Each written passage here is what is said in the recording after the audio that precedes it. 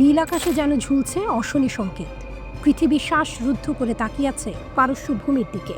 আর সেই মুহূর্তেই শোনা গেল এক বজ্রধ্বনি। ইরানের শীর্ষ সামরিক উপদেষ্টা মেজর জেনারেল ইয়াহিয়া রহিম সাফাভির ঘোষণা। তিনি সতর্ক করলেন একটি নতুন যুদ্ধ আসন্ন, আর ইরান প্রস্তুত। যেন সিনেমার প্রথম দৃশ্যে ঝড় ওঠার আগের নীরবতা। শত্রুর নাম বললেন তিনি, আমেরিকা ও ইসরায়েল। যুদ্ধক্ষেত্রের উপরে খাটলেন তিনি মাঠে, আকাশে, সাইবার জগতে এবং কূটনীতির অঙ্গনে।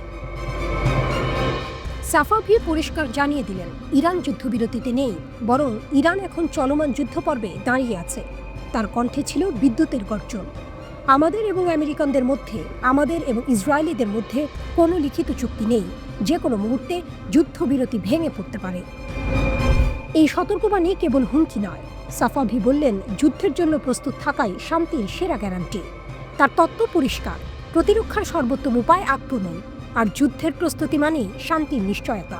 ইরান তাই হাত গুটিয়ে বসে নেই। প্রতিটি সম্ভাব্য পরিস্থিতি ধরে তারা আঁকছে যুদ্ধের রূপরেখা। সামরিক কৌশল, সাইবার প্রতিরক্ষা, ক্ষেপণাস্ত্র আর ড্রোনের বহর, এমনকি কূটনৈতিক ভাষণের শক্তি, সবকিছুকেই পরিণত করছে এক বিশাল ঢাল ও তরবারিতে। ভাবুন, পারস্য উপসাগরের জলে দাঁড়িয়ে আছে ইরানি নৌবহর। আকাশে ছুটে যাচ্ছে ড্রোনের ঝাঁক, মাটির নিচে প্রস্তুত ক্ষেপণাস্ত্র ব্যাটারি, আর সেই সঙ্গে সাইবার জগতে ছুটছে অদৃশ্য সেনারা শত্রুর নেটওয়ার্ক ভেদ করার অপেক্ষায়। এই ঘোষণার সুরে সুর মিলিয়েছেন ইরানের সশস্ত্র বাহিনীর প্রধান মেজর জেনারেল আব্দুর রহিম মোসাভি। অগস্টের শুরুতে তিনি বলেছিলেন, ইসলামী প্রজাতন্ত্র ইরানের প্রতিরোধ ক্ষমতা সম্পূর্ণ। শুধু তাই নয়, তিনি সতর্ক করেছিলেন, যে কোনো নতুন আগ্রাসনের জবাব হবে অতীতের তুলনায় বহুগুণ ভয়ঙ্কর। ইসরায়েল ও আমেরিকার নাম না নিয়েও তার বার্তা যেন বজ্রপাতের মতো পড়ল দখলদারদের মাথায়। জুন মাসে বিনা উস্কানিতে চালানো হামলায় ইরানি কমান্ডার, বিজ্ঞানী, ছাত্র ও সাধারণ নাগরিকরা শহীদ হন। কিন্তু সেই রক্তের দাগ ইরানকে দুর্বল করেনি, বরং আরও দৃঢ় করেছে জাতীয় সংকল্প। মুসাভির ভাষায়, যে কোনো মূল্যে আমরা দেশের সার্বভৌমত্ব রক্ষা করব। এ যেন দাবার বোর্ডে এক মহারণের প্রস্তুতি। ইরান জানে প্রতিপক্ষ শক্তিশালী, কিন্তু ইতিহাস সাক্ষী, পারস্য ভূমির সন্তানরা কখনো মাথা নত করেনি। আজও তাদের বার্তা একটাই, যুদ্ধ আসুক কিংবা শান্তি, ইরান প্রস্তুত। প্রতিরক্ষা হোক বা আক্রমণ, তারা দৃঢ়, অটল এবং অবিচল। যেন আকাশে গর্জে ওঠা বজ্রের মতো সাফাভির সেই শেষ লাইন এখন কানে বাজছে, যুদ্ধের জন্য প্রস্তুতি, শান্তিরই নামান্তর।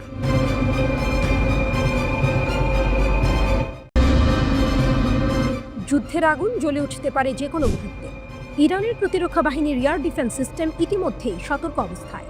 শত্রুর ক্ষেপণাস্ত্র বা যুদ্ধ বিমান রাডারে ধরা পড়লে আকাশে জ্বলে উঠবে আগুনের লেলিহান শিখা।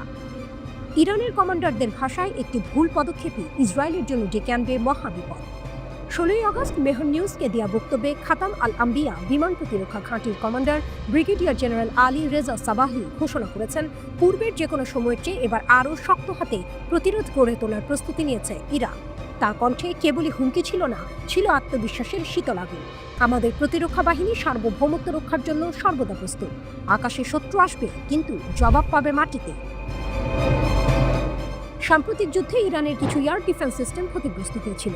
অনেকে ভেবেছিল ইরানের প্রতিরক্ষা দুর্বল হয়ে পড়েছে, অথচ দেশটি অল্প সময়ের মধ্যেই সেগুলো মেরামত করে আবার যুদ্ধক্ষেত্রে ফিরিয়ে এনেছে, যেন ভস্ম থেকে ফিনিক্স পাখির উত্থান। ইরানের শক্তি শুধু প্রতিরক্ষা ব্যবস্থা সীমাবদ্ধ নয়। দেশটির হাতে রয়েছে সেজিল ও কদর সিরিজের ব্যালিস্টিক ক্ষেপণাস্ত্র, যাদের মধ্যে সেজিলকে তুলনা করা হচ্ছে হাইপারসনিক মিসাইলের সঙ্গে। এর বিশেষত্ব হলো একসাথে একাধিক ওয়ারহেড বহন করতে পারে, অর্থাৎ আকাশে একবার উঠলেই শত্রুর জন্য তৈরি হবে বহুগুণ ধ্বংসযজ্ঞ। এর পাশাপাশি ইরানের সর্বোচ্চ শক্তি IRGC, 4টি ভূগর্ভস্থ ক্ষেপণাস্ত্র ঘাঁটি রয়েছে তাদের নিয়ন্ত্রণে, যেখানে ধারণা করা হয় 1000-এর বেশি ব্যালিস্টিক মিসাইল মজুদ আছে।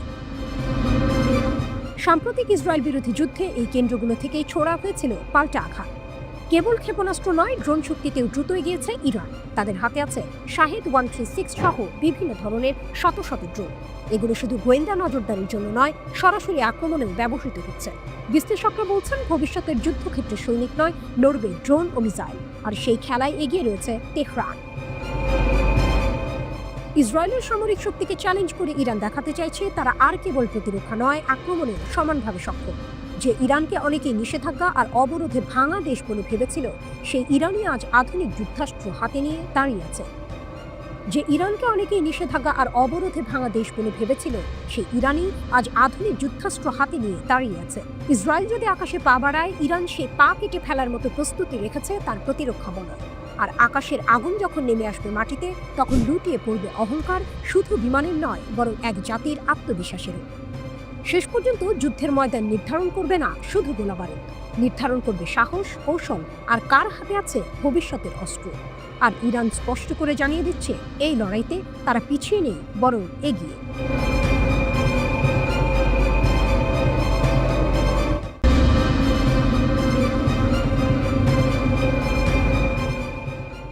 বৈরুতের আকাশে যেন ঝড়ের গর্জন।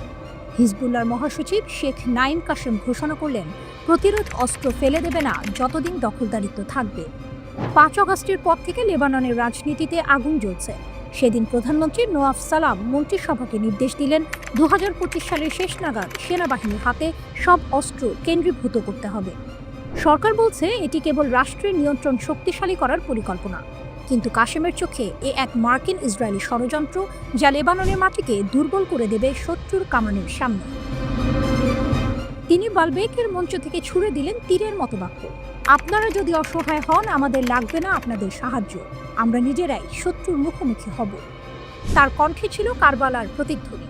যেমন ইমাম হুসেন ইয়াজিদের সেনাবাহিনীর বিরুদ্ধে দাঁড়িয়েছিলেন, তেমনই হিজবুল্লাহ দাঁড়াবে আধুনিক যুগের ইয়াজিদ, আমেরিকা ও ইসরায়েলের বিরুদ্ধে। কাশেম সতর্ক করলেন, সরকারের এই সিদ্ধান্ত মানে প্রতিরোধ যোদ্ধাদের হত্যা সহজ করে দেয়া, তাদের পরিবারকে গৃহহীন করে তোলা, লেবাননকে ধীরে ধীরে গৃহযুদ্ধের দিকে ঠেলে দেয়া। দেশকে ইসরায়েলি আগ্রাসনের হাতে বা আমেরিকার লোভের মুখে তুলে দিও না। তার গর্জন যেন ছড়িয়ে পড়ল পাহাড় থেকে উপকূল পর্যন্ত। 2006 সালের জুলাই যুদ্ধের স্মৃতি ফিরে এলো তার কথায়। যেদিন হিজবুল্লাহ ইসরায়েলি সেনাদের হটিয়ে দিয়েছিল, তাদের যুদ্ধযন্ত্র থামিয়ে দিয়েছিল এবং 17 বছর ধরে তাদের নতুন আগ্রাসনের সাহস কেড়ে নিয়েছিল। ওই বিজয় আমাদের দেখিয়েছে ইচ্ছা শক্তি বন্দুকের চেয়েও শক্তিশালী। শেখ কাশেম সেনাবাহিনীর শহীদদের প্রতি শ্রদ্ধা জানালেন, কিন্তু সতর্ক করলেন, সেনাবাহিনীকে অভ্যন্তরীণ সংঘাতে টেনে আনো না, তাদের সম্মান রক্ষা করো। এ দৃশ্য যেন সিনেমার শেষ দৃশ্যের আগে জমে ওঠে উত্তেজনা। বাইরে ইসরায়েলি ড্রোনের গুঞ্জন, ভেতরে লেবাননের রাজনৈতিক দোলাচল। কাশেমের কণ্ঠ যেন ঢাকের মতো বাজল, যদি সংঘাত চাপিয়ে দেওয়া হয়, আমরা প্রস্তুত, কারবালার মতো লড়ব, জয় আমাদের হবেই। তিনি ফিলিস্তিনের কথা ভুললেন না, ফিলিস্তিন আমাদের দিশারি, গণহত্যা তাদের থামাতে পারবে না, যারা মাটি, রক্ত ও স্বপ্নের মালিক, তাদের বিজয় অনিবার্য। শেষে বৈরুতের বাতাসে প্রতিধ্বনিত হলো তার ঘোষণা, প্রতিরোধের বৈধতা আমরা নিয়েছি শহীদদের রক্ত থেকে, আপনাদের অনুমতি থেকে নয়। লেবানন যেন এক দ্বিধার মোড়ে দাঁড়িয়ে, এক পথে রাষ্ট্রের আদেশ, অন্য পথে প্রতিরোধের শপথ।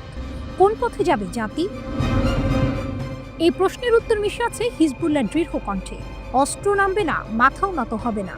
নাইম কাশেম ইরানের অব্যাহত সমর্থনের জন্য কৃতজ্ঞতা প্রকাশ করে বলেন, আমরা ইসলামী প্রজাতন্ত্র ইরানের প্রতি কৃতজ্ঞতা প্রকাশ করি, যারা আমাদের অর্থ, অস্ত্র, রাজনৈতিক অবস্থান এবং শহীদদের সাহায্য করেছে। শেখ কাশেম লেবানন এবং ইরানের মধ্যে ভ্রাতৃত্বপূর্ণ সম্পর্ককে এই অঞ্চলে অধ্যবসায় এবং প্রতিরোধের অক্ষ হিসাবে বর্ণনা করেছেন। শেষ পর্যন্ত তিনি স্পষ্ট করে বলেছেন, লেবানন টিকে থাকবে যদি আমরা একত্রিত থাকি, না হলে সব হারাবে, সবই আপনার দায়িত্ব হবে।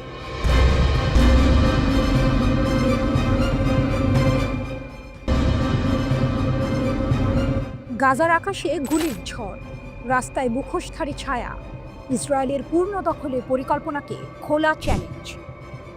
গাজার ভোর, ধোঁয়ায় ঢেকে আছে রাস্তাঘাট, দূর থেকে ভেসে আসছে বন্দুকের গর্জন আর মানুষের স্লোগান। এই অস্থির মুহূর্তে হঠাৎ হাজির হলো তারা, হামাসের আল কাসাম ব্রিগেডের মুখোশধারী যোদ্ধারা। শুধু যুদ্ধ নয়, তারা এসেছে এক অদ্ভুত কারণে, উদযাপন করতে। আইডিএফের অবরোধে শ্বাসরুদ্ধ গাজায় একদল চোর আর লুটেরাকে দমন করেছে হামাসের বিশেষ বাহিনী অ্যারো ইউনিট। তারপরেই গাজার আল জালা স্ট্রিটে বেরিয়ে এলো তাদের কুচকাওয়াজ। গলিপথ ভরে গেল মানুষে, কেউ হাততালি দিচ্ছে, কেউ পতাকা উড়াচ্ছে, আর আকাশ ফুঁড়ে উঠছে উদযাপনের গুলি। তবে এর পেছনে আছে এক গাঢ় অন্ধকার। 2023 সাল থেকে ইসরায়েলের লাগাতার হামলায় গাজার পুলিশ ব্যবস্থা ভেঙে পড়েছে। আইন শৃঙ্খলা নেই বললেই চলে, লুটপাট, ডাকাতি সবই বেড়েছে কয়েকগুণ। অনেক এলাকায় অভিযোগ উঠেছে ইসরায়েলি বাহিনী নাকি ইচ্ছে করে লুটেরাদের মুক্ত ছাড় দিয়েছে। এর মাঝে শক্তি প্রদর্শন করছে হামাস। যুক্তরাষ্ট্রভিত্তিক এফডিডি সংস্থার বিশ্লেষক জো ট্রুজম্যানের ভাষায়, ভিডিওতে দেখা যাচ্ছে হামাস প্রকাশ্যে অস্ত্র নিয়ে রাস্তায় টহল দিচ্ছে। এটা প্রমাণ করে যে ইসরায়েল যতই দাবি করুক, হামাসের ক্ষমতা এখন অটুট। ইসরায়েল বারবার বলেছে তারা নাকি গাজায় হামাসের সামরিক ও শাসন ক্ষমতা ধ্বংস করেছে, কিন্তু বাস্তব চিত্র অন্য কথা বলছে। ট্রুজম্যানের মতে, স্থল পরিস্থিতি প্রমাণ করছে হামাস শুধু বেঁচে নেই, তারা সক্রিয়ভাবে লড়ছে এবং জনসমর্থন ধরে রেখেছে। এখনো পর্যন্ত ইসরায়েলের বড় লক্ষ্যগুলো পূরণ হয়নি। সব জিম্মির মুক্তি, হামাসের পূর্ণ পতন এবং গাজা দখল। বরং বিপরীতটা ঘটছে। প্রায় পুরো গাজা জুড়ে হামাস ও মিত্র ফিলিস্তিনি গোষ্ঠীগুলো আইডিএফ এর বিরুদ্ধে লড়াই করছে। এমন পরিস্থিতিতে তেল আবিব নতুন পরিকল্পনা করেছে, গাজা শহর দখল করবে। এই খবর ছড়িয়ে পড়তেই বিশ্ব জুড়ে ক্ষোভ, এমনকি ইসরায়েলের ভেতরে অস্থিরতা। কারণ সাধারণ ইসরায়েলিরা মনে করেন গাজা শহরে সামরিক অভিযান মানে বন্দি জিম্মিদের জীবন ঝুঁকির মুখে ফেলা। আর এই জিম্মিদের নিয়েই এসেছে সবচেয়ে ভয়ঙ্কর টুইস্ট। হামাস নাকি তাদের যোদ্ধাদের গোপন নির্দেশ দিয়েছে, যদি ইসরায়েলি সেনারা জিম্মিদের কাছে পৌঁছায় তবে কাউকে জীবিত রাখা হবে না। গাজায় সামরিক অভিযান সম্প্রসারণের বিকল্প নেই বলে দাবি করেছেন ইসরায়েলি প্রধানমন্ত্রী বেনিয়ামিন নেতানিয়াহু। জেরুজালেমে আয়োজিত এক সংবাদ সম্মেলনে নিজেদের সিদ্ধান্তের সাফাই গিয়ে তিনি বলেন, হামাসকে পরাজিত করে তাদের উদ্দেশ্য পূরণ ছাড়া ইসরায়েলের অন্য কোনো গতি নেই। গাজার পূর্ণ ও স্থায়ী নিয়ন্ত্রণের উদ্দেশ্যে নতুন পরিকল্পনা অনুমোদনের অভিযোগ প্রত্যাখ্যান করে নেতানিয়াহু দাবি করেন, দখল নয়, আমরা গাজাকে মুক্ত করতে চাই। তিনি আরও বলেন, গাজার সশস্ত্র গোষ্ঠীদের নিরস্ত্রীকরণের মাধ্যমে নিরাপত্তা নিয়ন্ত্রণ নিশ্চিত করা তাদের লক্ষ্য। এরপর গাজার শাসনভার ইসরায়েলি বেসামরিক প্রশাসনের হাতে তুলে দেওয়া হবে।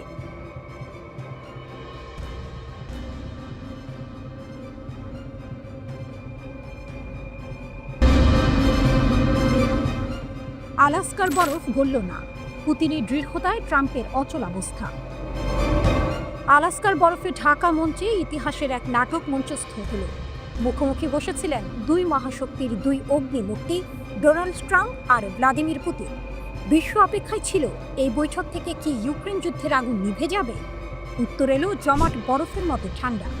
চমক এখানে, ট্রাম্প নরম হলেন, পুতিন হলেন না। বৈঠক শেষে ট্রাম্প হাসলেন, উষ্ণ করমর্দন করলেন, সংবাদ সম্মেলনে বললেন ফলপ্রসূ আলোচনা হয়েছে, কিন্তু বাস্তবে ফলাফল শূন্য। কারণ রুশ প্রেসিডেন্ট পুতিন তার লক্ষ্য থেকে এক চুলো সরলেন না। ইউক্রেনের মাটিতে রাশিয়ার যা চাওয়া তা না পেলে যুদ্ধ থামবে না, এই বার্তা সোজাসুজি দিয়ে দিলেন ক্রেমলিনের নেতা। ট্রাম্প ভেবেছিলেন কূটনৈতিক উষ্ণতায় বরফ গলানো যাবে। উষ্ণ অভ্যর্থনা, হাসি, কথার ঝলকানি সবই সাজানো ছিল, কিন্তু পুতিনের চোখের দৃষ্টি ছিল অন্যরকম। তিনি ট্রাম্পকে বুঝিয়ে দিলেন, এ লড়াই নরম কূটনীতি নয়, এ লড়াই ক্ষমতার, ভূমির, ইতিহাসে। ফক্স নিউজের সাক্ষাৎকারে ট্রাম্প নিজেই স্বীকার করলেন, একটি বিষয়ে আমরা একমত হতে পারিনি, কিন্তু কি সেই বিষয়? উত্তর তিনি দেননি। উত্তর লুকিয়ে আছে ক্রেমলিনের দেয়ালে, ইউক্রেনের ভূমি। ট্রাম্প শান্তির কথা বললেন, কিন্তু শান্তি মানে ছিল ভূমি ছেড়ে দেয়া।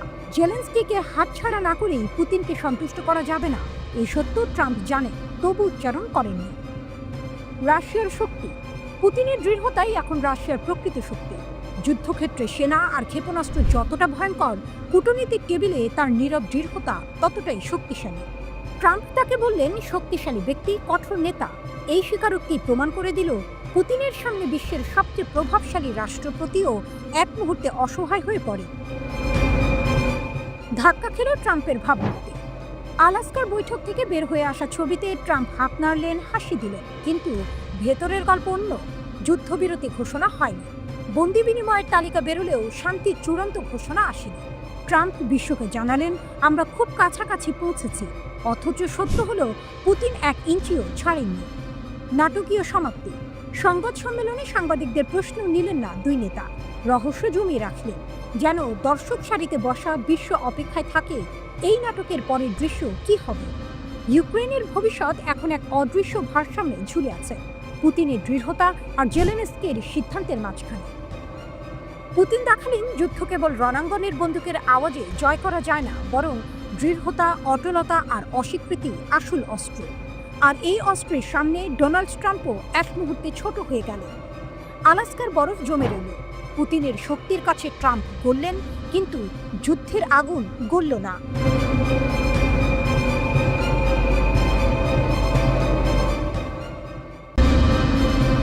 গাজার আকাশে যখন ইসরায়েলি বোমার আর্তনাদ, তখন প্রায় 2000 কিলোমিটার দূরে বসে প্রতিশোধের বার্তা পাঠাচ্ছে ইয়েমেনের সশস্ত্র বাহিনী। হঠাৎ সাইরেনের শব্দে কেঁপে উঠল ইসরায়েলের 3টি গুরুত্বপূর্ণ শহর ইয়াফা, আসকেলন এবং নেগেভ। সাধারণ মানুষের মনে আতঙ্ক, ফ্ল্যাট থেকে পাগলের মতো ছুটে নামছে মানুষ, অনেকটা যেমন করে ফিলিস্তিনিরা গাজায় ইসরায়েলের হামলায় ছোটাছুটি করে। এই হামলা কোনো রাষ্ট্রশক্তির নয়, বরং এক বিদ্রোহী গোষ্ঠীর। ইয়েমেনি সশস্ত্র বাহিনীর মুখপাত্র জেনারেল ইয়াহিয়া সারি এক বিবৃতিতে দাবি করেন, তারা ইসরায়েলের 3টি গুরুত্বপূর্ণ স্থানে 5টি ড্রোন দিয়ে হামলা চালিয়েছে। প্রথম হামলায় ইয়াফার একটি গুরুত্বপূর্ণ লক্ষ্যবস্তুতে আঘাত হানে 2টি ড্রোন। এরপর আশকেলান এবং নেগেভ অঞ্চলে সামরিক স্থাপনা লক্ষ্য করে আরও 3টি ড্রোন পাঠানো হয়। ইয়েমেনিরা দাবি করেছে তাদের সব অভিযান সফল হয়েছে। এই হামলার পেছনের বার্তাটি খুব স্পষ্ট, যতদিন গাজায় আগ্রাসন বন্ধ না হবে ততদিন ইসরায়েলের ওপর এই হামলা চলতেই থাকবে। যদিও ইসরায়েলি সেনাবাহিনী একটি ড্রোন ভূপাতিত করার দাবি করেছে, এই ঘটনা তাদের জন্য একটি গভীর উদ্বেগের কারণ এই হামলা কেবল ড্রোন হামলা নয়, বরং এক নতুন ধরনের যুদ্ধের ইঙ্গিত। ইয়েমেনি সশস্ত্র বাহিনী এখন কেবল ইসরায়েলি বন্দরগামী জাহাজ নয়, বরং যেসব কোম্পানির জাহাজ ইসরায়েলি বন্দর ব্যবহার করে তাদের মালিকানাধীন সব জাহাজকেও নৌ অবরোধের আওতায় আনার হুমকি দিয়েছে। নিঃশব্দ বিশ্ব এবং ইয়েমেনের গর্জন। যখন ফিলিস্তিনিদের ওপর ইসরায়েলের অমানবিক অত্যাচারে সমগ্র বিশ্ব এবং প্রভাবশালী আরব দেশগুলো নীরব, তখন এই নীরবতাকে ভাঙছে কেবল ইয়েমেন। গাজার মানুষের হয়ে বর্বর ইসরায়েলের বিরুদ্ধে লড়াই চালিয়ে যাচ্ছে। এই অসম যুদ্ধের পেছনে একটি নীরব শক্তি কাজ করছে বলে পশ্চিমা মিডিয়া দাবি করছে। সেই শক্তি হলো মধ্যপ্রাচ্যের অন্যতম প্রভাবশালী দেশ ইরান। তাদের দাবি, ইরান পরোক্ষভাবে হুথিদের অস্ত্র এবং অর্থ দিয়ে সাহায্য করছে।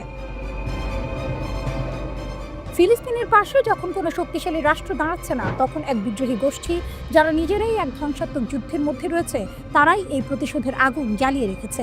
এই ঘটনা প্রমাণ করে মধ্যপ্রাচ্যের রাজনীতিতে এমন কিছু জোট এবং সম্পর্ক আছে যা প্রকাশ্যে আসে না।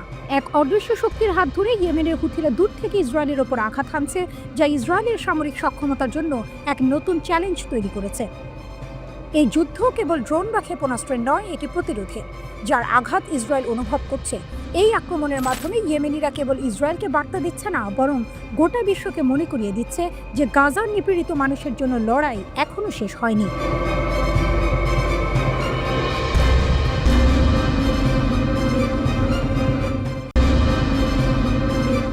ঝড়ের আগে বজ্রপাত। ইরানের পাশে রাশিয়া, চীন, ইউরোপের 3 দেশের সঙ্গে উত্তেজনা চরমে। কল্পনা করুন, এক প্রান্তে অন্ধকারাচ্ছন্ন আকাশ, অন্য প্রান্তে বজ্রপাত। মাটির গভীরে জমে উঠছে বিস্ফোরণের আগুন। সেই দৃশ্যই যেন বাস্তব রূপ নিয়েছে বিশ্ব কূটনীতির মঞ্চে। একদিকে ইরান, মধ্যপ্রাচ্যের শক্তিধর সাহসী খেলোয়াড়। অন্যদিকে ইউরোপের 3 বড় শক্তি, ব্রিটেন, ফ্রান্স, জার্মানি। আর ঠিক এর মাঝখানে রাশিয়া ও চীন দাঁড়িয়ে আছে তেহরানের কাঁধে হাত রেখে। 2015 সালে ইতিহাস গড়া চুক্তি JCPOA এর উদ্দেশ্য ছিল স্পষ্ট, ইরান যেন পারমাণবিক অস্ত্র না বানায় আর বিশ্ব যেন নিরাপদ থাকে। বিনিময়ে শিথিল হয়েছিল অর্থনৈতিক নিষেধাজ্ঞা।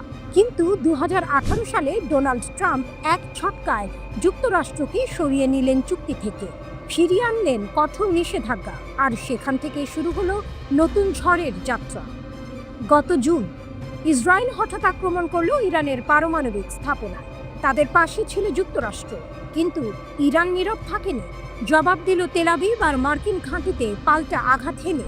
তারপর বিশ্ব তাকিয়ে দেখল, তেহরান আন্তর্জাতিক পরমাণু শক্তি সংস্থা IAEA এর সঙ্গে সব সহযোগিতা বন্ধ করে দিল। ইউরোপের 3 দেশ অভিযোগ তুলেছে ইরান নাকি অনুমোদিত সীমার চেয়ে 40 গুণ বেশি ইউরেনিয়াম মজুত করেছে। তেহরান বলেছে সবই মিথ্যা। তবুও ব্রিটেন, ফ্রান্স আর জার্মানি জাতিসংঘের মহাসচিবকে চিঠি লিখে হুঁশিয়ারি দিয়েছে, অগাস্টের মধ্যে ইরান যদি আলোচনায় না ফেরে, তাহলে ফিরিয়ে আনা হবে পুরনো নিষেধাজ্ঞা। অস্ত্র, প্রযুক্তি, ব্যাংকিং সবখানে তালা ঝুলিয়ে দেওয়া হবে। কিন্তু এখানে আসে নাটকীয় মোড়। ইরান আর একা নয়, তাদের পাশে দাঁড়িয়েছে 2 দানব, রাশিয়া আর চীন। পররাষ্ট্রমন্ত্রী আব্বাস আরাকচি ঘোষণা করলেন, আমরা নিষেধাজ্ঞা ঠেকাতে সর্বোচ্চ চেষ্টা করছি, এজন্য রাশিয়া ও চীনের সঙ্গে সমন্বয় করছি। তবে শত্রু যদি নতুন করে চাপিয়ে দেয়, আমাদেরও জবাব দেওয়ার মতো প্রস্তুতি আছে। অন্যদিকে ফ্রান্সের পররাষ্ট্রমন্ত্রী জন নোভেল বারো হুমকি দিয়ে বললেন, ইরান যদি আন্তর্জাতিক নিয়ম না মানে অগাস্টের শেষ নাগাদ আবারও কঠোর নিষেধাজ্ঞা ফিরিয়ে আনা হবে। এই পুরো নাটকের ভেতরে লুকিয়ে আছে এক অনিবার্য সত্য। রাশিয়া, চীন, ইরান এই ত্রয়ী একসঙ্গে দাঁড়ালে ইউরোপীয় তিন দেশ তো বটেই, এমনকি যুক্তরাষ্ট্র শ্বাসরুদ্ধ পরিস্থিতিতে পড়বে। কারণ শক্তির সমীকরণ বদলে গেছে। আজকের ইরান কেবল পারস্যের ইতিহাস নয়, রাশিয়ার সামরিক ছায়া আর চীনের অর্থনৈতিক শক্তি নিয়েও সামনে দাঁড়াচ্ছে। শেষ দৃশ্যটা যেন সিনেমার মতোই খোলা প্রশ্ন। অগাস্টের শেষ নাগাদ কি হবে? নিষেধাজ্ঞার ঝড়ে নামবে, নাকি রাশিয়া চীনের দেয়াল ভেদ করে ইউরোপ পিছিয়ে যাবে? একটা জিনিস নিশ্চিত, যুদ্ধ হোক বা কূটনীতি, ইরানের গর্জন এখন আর একা নয়, তার পাশে দাঁড়িয়ে আছে বিশ্বের দুই পরাশক্তি। আর এ কারণেই আজকের বার্তাটা স্পষ্ট। মধ্যপ্রাচ্যের আকাশে বজ্র গর্জন করছে, আর তার প্রতিধ্বনি শোনা যাচ্ছে লন্ডন, প্যারিস আর বার্লিন পর্যন্ত। মধ্যপ্রাচ্যের আকাশে আবারও এক নতুন গর্জন উঠেছে। যুদ্ধ আর সংঘাতের আগুনে জর্জরিত ইরান আজ যেন আরও অদম্য, আরও অপ্রতিরোধ্য। ইসরায়েল ও আমেরিকার ক্রমাগত হুমকির মুখে তেহরান তৈরি করেছে এমন এক ঢাল যা শুধু রক্ষার নয়, আক্রমণের জন্যও প্রস্তুত। আর সেই ঢালের সবচেয়ে উজ্জ্বল রত্ন রাস্তাখিজ মিসাইল। গত জুনে ইসরায়েলের সঙ্গে রক্তক্ষয়ী যুদ্ধে গোটা বিশ্ব দেখেছে ইরানি ক্ষেপণাস্ত্রের তাণ্ডব। সেই যুদ্ধে বহু ক্ষয়ক্ষতি হলেও অস্ত্র ভাণ্ডার অক্ষত রাখে ইরান। এবার তেহরান দেখালো তাদের নতুন ভয়ঙ্কর হাতিয়ার, দৈর্ঘ্যে 14 মিটার, ওজনে 27 টন। রাস্তাখিজ কেবল একটি মিসাইল নয়, এটি যেন ইরানের প্রতিশোধের প্রতীক। কিন্তু এর ভয়ঙ্করতম ক্ষমতা, পারমাণবিক আঘাত চালানোর সক্ষমতা তো আছেই, সঙ্গে আছে ইলেকট্রোম্যাগনেটিক পালস প্রযুক্তি। একবার সক্রিয় হলে 80 বর্গ কিলোমিটার জুড়ে বিদ্যুৎ কেন্দ্র, যোগাযোগ ব্যবস্থা, এমনকি বিমান প্রতিরক্ষা সবকিছু মুহূর্তে অচল। শত্রুপক্ষ কিছু বোঝার আগেই তাদের চোখের সামনে অন্ধকার নামে, আর ইরানের বজ্রাঘাত বুক বিদীর্ণ করে দেয়। তেহরানের এই উন্মোচন শুধুই সামরিক প্রদর্শনী নয়, বরং সরাসরি এক বার্তা, আমরা প্রস্তুত, আবার আসতে চাইলে আসো, কিন্তু ফলভোগের জন্য প্রস্তুত থাকো। ইসরায়েল জানে জুনের যুদ্ধের মতো অভিযান আবার চালাতে হলে ভরসা রাখতে হবে গোয়েন্দা তথ্যের উপর। কিন্তু ইরান এবার আরও কঠোর নজরদারি চালাচ্ছে। ভুল তথ্য, ফাঁদে ফেলার কৌশল আর অদৃশ্য প্রতিরক্ষা সবকিছুই এখন তেহরানের খেলায়। এক প্রতিবেদনে বলা হয়েছে, ইসরায়েলের সঙ্গে যুদ্ধে ইরান হারিয়েছে বহু সেনা কর্মকর্তা ও পারমাণবিক বিজ্ঞানী, কিন্তু ক্ষেপণাস্ত্র ভাণ্ডার অক্ষত, এমনকি কিছু ধ্বংসাত্মক অস্ত্র এখনও ব্যবহারও করা হয়নি। এবার শুধু প্রতিরক্ষা নয়, আক্রমণাত্মক প্রতিরোধ ইরানের নতুন নীতি। রাস্তাখিজের মাধ্যমে তেহরান প্রমাণ করেছে তারা চাইলে শত্রুপক্ষের মাটিতেই আগুন জ্বালাতে পারে। এটি আর স্রেফ যুদ্ধের প্রস্তুতি নয়, এটি আসন্ন সংঘাতের আগাম ট্রেলার। কিন্তু এই ঘোষণার সঙ্গে সঙ্গে ঝুঁকিও বেড়েছে বহুগুণ। মধ্যপ্রাচ্যের আকাশে এখন বিস্ফোরণের গন্ধ আরও ঘন। ইরানের নতুন মিসাইল ও কঠোর পারমাণবিক অবস্থান ইসরায়েলকে আবারও আমেরিকার কাঁধে ভর দিয়ে যুদ্ধক্ষেত্রে টেনে আনতে পারে। তবুও ইরান থামবে না, কারণ তাদের ইতিহাস শেখায় যে জাতি একবার মাথা নত করে সে জাতি চিরদিনের জন্য হারিয়ে যায়। আর ইরান, তারা মাথা নোয়াবে না। রাস্তাখিজ শুধু একটি অস্ত্র নয়, এটি এক অদম্য প্রতিজ্ঞা যা তেহরানের আকাশে ধ্বনিত হয়, আমরা অটল, আমরা অপ্রতিরোধ্য।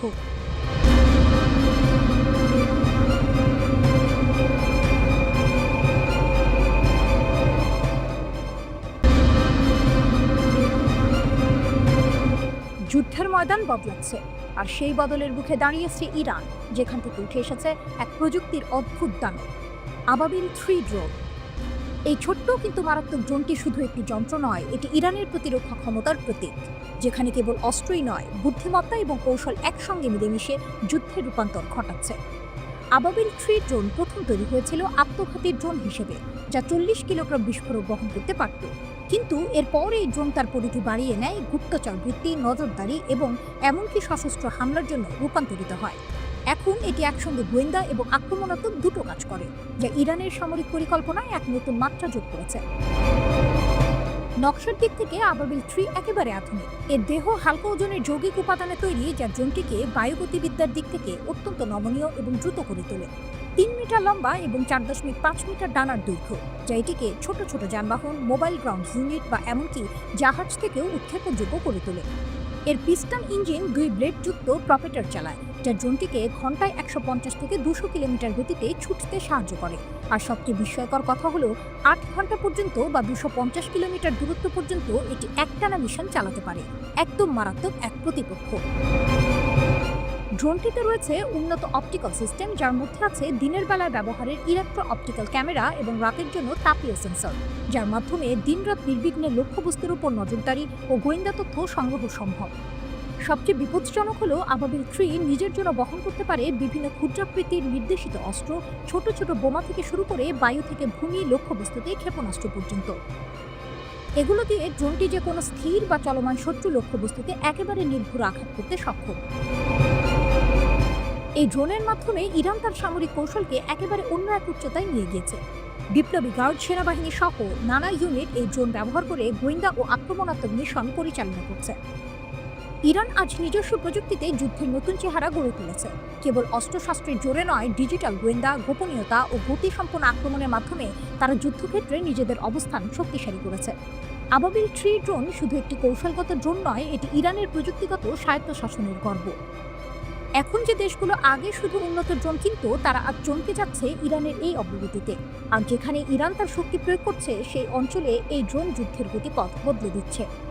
এই ড্রোনের অস্তিত্ব ইঙ্গিত দেয় ইরান যুদ্ধক্ষেত্রে টিকে থাকার জন্য প্রস্তুত, শুধু বল নয়, নতুন এক প্রযুক্তির খেলায় প্রবেশ করেছে, যেখানে ছায়া হয়ে আক্রমণ এবং দিক বদলানোর কৌশলই বড় অস্ত্র। গভীর রাতের আকাশে বিস্ফোরণের আগে যে মুহূর্তটা নীরব, সেই মুহূর্তে আবাবিল 3 ড্রোন উঠে আসে নিজের অস্ত্রশস্ত্র নিয়ে, একেবারে প্রাণঘাতী এক ধ্বনি হয়ে। এটাই ইরানের প্রতিরোধের নতুন চাবিকাঠি, যুদ্ধের মাঠের নয়া প্রহরী, আকাশের অদেখা দিক।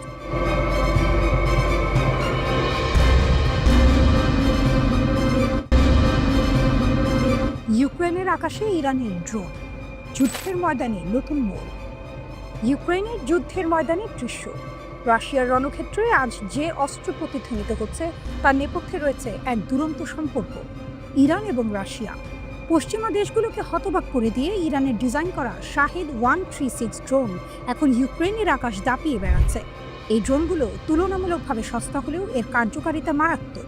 এটি এতটাই সফল যে রাশিয়া এখন নিজেরাই এই ড্রোন তৈরি করতে শুরু করেছে। আলাবোগা ড্রোনের নতুন সাম্রাজ্য। মস্কো থেকে প্রায় 600 মাইল দূরে রাশিয়ার আলাবোগা নামক এক স্থানে গড়ে উঠেছে এক বিশাল ড্রোন কারখানা। এটি কোনো সাধারণ কারখানা নয়, বরং ইরানের ডিজাইন করা শাহেদ 136 ড্রোনের একটি নতুন উৎপাদন কেন্দ্র।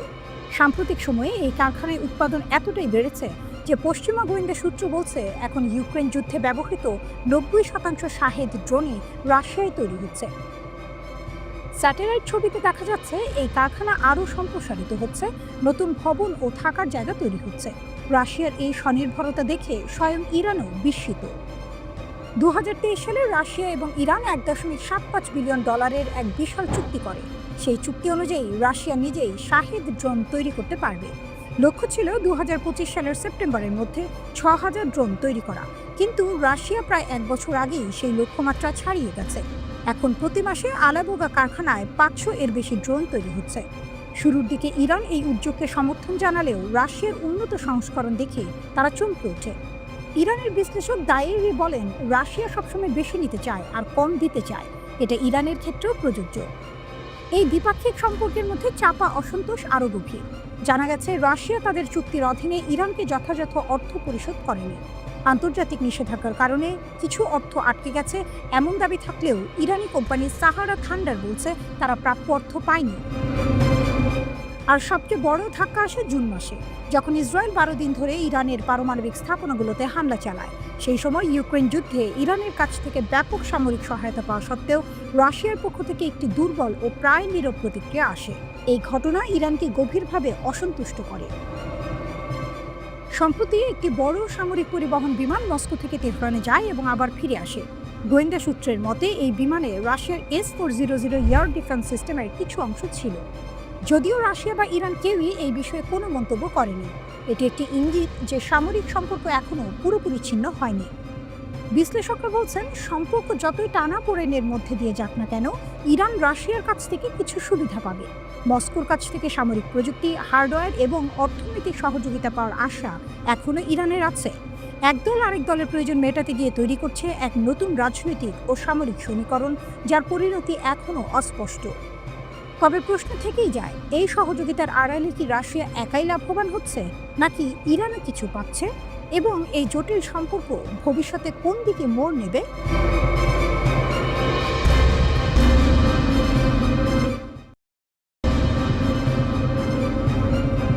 ফাঁসির মঞ্চে এক পরমাণু বিজ্ঞানী, বিশ্বাসঘাতকতার এক নির্মম গল্প। গল্পটা শুরু হয়েছিল নীরবে। এক ফাঁসি কার্যকর হয়েছে, খবরটা যেন প্রতিদিনকার সাধারণ এক ঘটনার মতো। কিন্তু এই সাধারণের আড়ালে লুকিয়েছিল এক চাঞ্চল্যকর সত্য, এক ভয়ঙ্কর বিশ্বাসঘাতকতার গল্প। এই ফাঁসির আসামি কোনো সাধারণ অপরাধী নয়। একসময় সে ছিল ইরানের গর্ব, এক পরমাণু বিজ্ঞানী। নাম তার রুজবে ভাদি। গুগলে তার নাম খুঁজলে দেখা যায় তার ক্যারিয়ার ছিল অত্যন্ত উজ্জ্বল। ইরানের পারমাণবিক শক্তি অর্জনের জন্য তার অবদান ছিল অপরিসীম।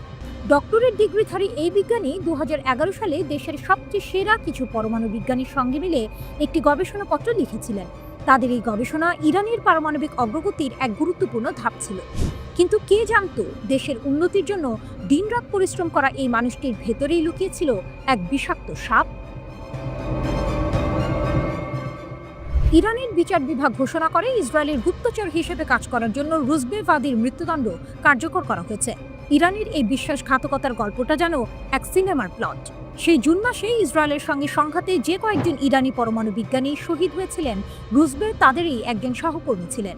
তিনি শহীদ বিজ্ঞানীদের সম্পর্কে গুরুত্বপূর্ণ গোপন তথ্য মোসাদের হাতে তুলে দিয়েছিলেন। এই তথ্যই হয়তো সেই হামলার কারণ। সরকার বলছে ভাদিকে অনলাইনে নিয়োগ করা হয়েছিল। মোসাদের একজন কর্মকর্তা তাকে যাচাই বাছাই করেন, তারপর তাকে কেভিন নামে পরিচিত একজন হ্যান্ডলারের কাছে হস্তান্তর করা হয়। মোসাদ বুঝতে পারে ভাদির কর্মক্ষেত্র ও তার পদমর্যাদা তাকে এক উচ্চ মূল্যবান উৎস করে তুলতে পারে। মোসাদ তাই তাকে সরাসরি তাদের সেরা একটি বিভাগের সাথে যুক্ত করে। তাকে প্রতি মাসে একটি ক্রিপ্টোকারেন্সি ওয়ালেটের মাধ্যমে অর্থ প্রদান করা হতো, যেন তার গতিবিধি বোঝা না যায়। ভাদিকে শুধু টাকা দিয়ে শান্ত করা হয়নি, তাকে দেওয়া হয়েছিল একটি বিশেষ ফোন, ল্যাপটপ এবং 2টি ফ্ল্যাশ ড্রাইভ। এরপর তাকে দেওয়া হয় গোপন তথ্য সংগ্রহের প্রশিক্ষণ। সফলভাবে প্রশিক্ষণ শেষে তিনি ইরানের সবচেয়ে স্পর্শকাতর ও গোপন তথ্য মোসাদের কাছে পাচার করা শুরু করেন। এই বিশ্বাসঘাতকতা শুধু একজন বিজ্ঞানীর নয়, পুরো দেশের প্রতি ছিল এক ভয়ঙ্কর আঘাত। ঘটনাটি আবারও প্রমাণ করে, শত্রুরা কেবল সামরিক শক্তি দিয়ে আঘাত করে না, তারা দেশের ভেতর থেকেই শত্রুদের তৈরি করার চেষ্টা করে। কিন্তু ইরান তার শক্তি ও প্রতিরোধের প্রমাণ রেখেছে। বিশ্বাসঘাতককে খুঁজে বের করে তাকে সর্বোচ্চ শাস্তি দিয়ে ইরান প্রমাণ করেছে যে দেশের নিরাপত্তার সঙ্গে কোনো আপোষ করা হবে না। এই ফাঁসি কেবল একজন অপরাধীর শাস্তি নয়, এটি ইরানের সেই শক্তির প্রতিধ্বনি যা দেশের সার্বভৌমত্ব ও নিরাপত্তার জন্য যে কোনো মূল্যে লড়তে প্রস্তুত। এই ফাঁসির ঘটনাটি যেন এক সতর্কবাণী, যা বলছে যে কোনো দেশের সবচেয়ে বড় শত্রু দেশের বাইরের নয়, বরং ভেতরের বিশ্বাসঘাতকরা। ইরানের এই কঠোর পদক্ষেপ প্রমাণ করে দেশের সুরক্ষার জন্য তারা কতটা দৃঢ় প্রতিজ্ঞ।